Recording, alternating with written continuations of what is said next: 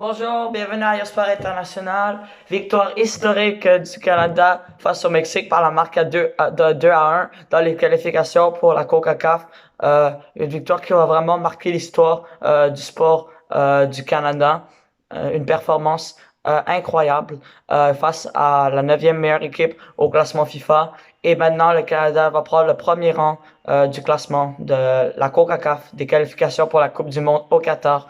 Et ils ont 7 points de plus que le Costa Rica, qui est cinquième. Donc, on est carrément assuré du top 4. Et les trois premiers, je vous rappelle, vont directement à la Coupe du Monde et le quatrième dans les barrages. Euh, Wow, je m'attendais pas à ça. C'est la première fois depuis 20 ans que le Canada a réussi à battre le Mexique. La mentalité de l'équipe a changé comparé à avant. Donc, résumons un peu le match. Euh, Au début, c'était du soccer lent puisqu'on jouait, c'est intéressant parce qu'on jouait à un stade d'Edmonton. À Edmonton, il faisait moins 16 degrés. Il y avait de la neige alentour du stade et c'était dur d'avancer rapidement à cause de la température. Donc, le match allait plus lentement. Par la suite, le Canada a quand même réussi à marquer à un moment où on l'attendait vraiment pas en fin de mi-temps. Le but de Kyle Larin. Et Larin en a ajouté un autre au début de deuxième mi-temps. Larin qui a réussi un match de 2 buts. Et le Mexique qui a marqué dans les dernières minutes, juste avant les arrêts de jeu à 90e minute, pour faire 2-1. Mais le Canada a réussi à tenir et à prendre une énorme victoire et avancer et finir avec une troisième victoire consécutive dans les qualifications et maintenant premier dans tout le groupe des 8 équipes. C'est honnêtement inspirant de voir le Canada jouer si bien en ce moment. Parce que depuis ben en fait, je pense que juste quand tu regardes l'histoire du Canada, il y a pas de meilleure équipe que ça. Ils sont au sommet de la CONCACAF. La CONCACAF, ça peut paraître un peu une pas très bonne fédération, mais en même temps, tu as les États-Unis dans cette fédération qui sont quand même une bonne équipe de foot et surtout le Mexique euh, qui est depuis très longtemps une équipe à considérer qui est neuvième au monde. Puis on a réussi à les battre et on est premier. Donc c'est quand même un exploit. Avant, le Canada n'arrivait même pas à atteindre justement cette dernière phase. Donc il n'y avait même pas eu de chance de se battre pour cette Coupe du Monde.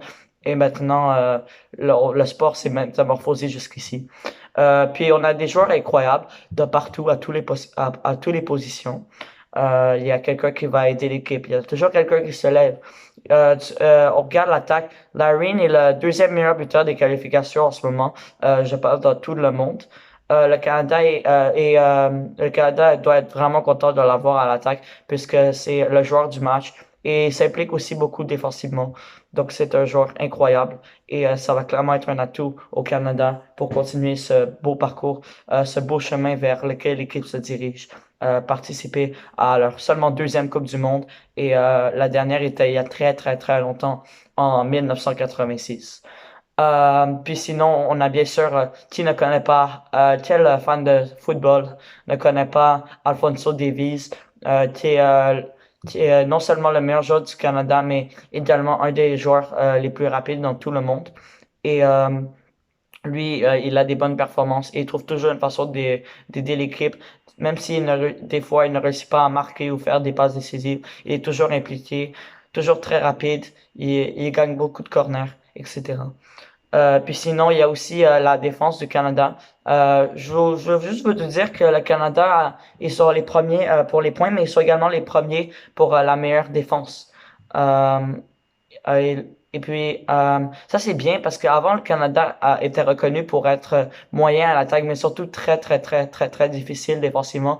Et là, je pense qu'on s'est amélioré parce qu'on a Johnston qui a eu encore un match incroyable. Non seulement il a fait une passe décisive sur le premier but, mais en plus a juste été très beau défensivement. Et Kamal Miller, également qui continue depuis la Gold Cup à démontrer qu'est-ce qu'il est capable de faire avec l'équipe nationale. Il a réussi, lui, plusieurs grands tacles sur la balle pour éviter des occasions de marquer. Donc là, je parle de deux défenseurs très importants. Puis beaucoup de leadership, le gardien Borjan, il y a Estaquio qui est vraiment incroyable, a énormément d'énergie. Donc tous les joueurs aident et c'est ça qu'il faut du Canada, une équipe excellente. Euh, Et maintenant, pour vous dire le classement, le Canada est la première équipe avec 16 points, suivi des États-Unis qui ont un point de moins avec 15. Après, c'est le Mexique qui a 14, 13e place. C'est très serré. Le Panama est quatrième avec 14. Et à partir de là, je pense que le reste des équipes sont hors du portrait. Cinquième, Costa Rica 9. Sixième, Jamaïque 7. Septième, Salvador 6. Et le dernier, les pauvres, Hondurais, qui ont seulement 3 points, dont aucune victoire.